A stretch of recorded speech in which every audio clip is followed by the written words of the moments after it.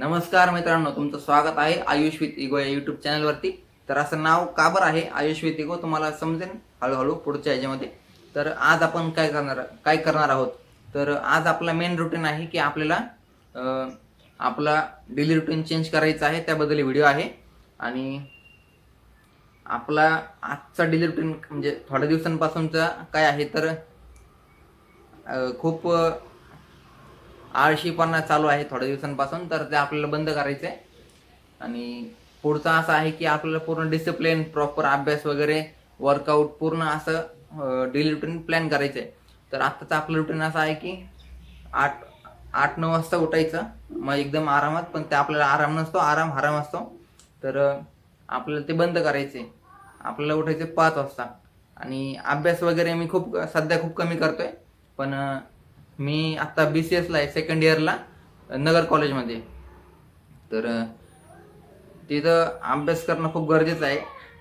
आणि माझा SGPA आला होता सेकंड सेमिस्टरचा 6.80. तर आपल्याला तो 8.5 किंवा 9 ह्याच्यामध्येच आणायचा आहे. तर आपण ते पण करणार आहोत. तर आपण पहिले काय करणार आहोत की आपलं डेली रुटीन. तर मी ChatGPT पण यूज करतो खूप.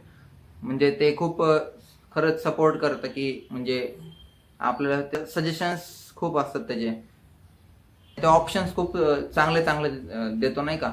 तर मी त्याला विचारलं होतं की मला असं SGPA आणायचं आहे, तर मी काय काय करू. तर ते मला म्हणलेले की तुला कॉलेजचा टाइम सोडून तुला 5 ते 6 तास रोज अभ्यास करावा लागेल. मग ठीक आहे म्हणलं. सगळं ते कॉपी पेस्ट करून घेतले म्हणजे लॅपटॉपमध्ये. ते एक झालं. आणि वर्कआउट करायचं म्हणजे फक्त लोक काय काय टाईप्स सांगतो मी लोकांच्या. काही काही लोकांमध्ये फक्त ताकद असते, त्यांचं शरीर ढोलं असतं, कसं असतं म्हणजे एवढं मॅटर नसतं. पण काही काही लोकांचे फक्त शेप चांगला असतो, त्यांच्यामध्ये ताकद नसते. ते फक्त मसल्स अशा नाही का दाखवतात, ते मसल बी नसतात. त्याला आपण कुपोषितपणा म्हणतो. तर असं असतं. पण आपल्यामध्ये ताकद पण आहे. आणि ताकदीचं असं आलं की मी जेव्हा असं डिप्रेसमध्ये जातो तेव्हा, म्हणजे डिप्रेस नाही म्हणता, पण मी जेव्हा एकटा पडतो तेव्हा माझं ते वेगळी सवय की मला तेव्हा नाही का अशी एक नवीन सवय लागते चांगली.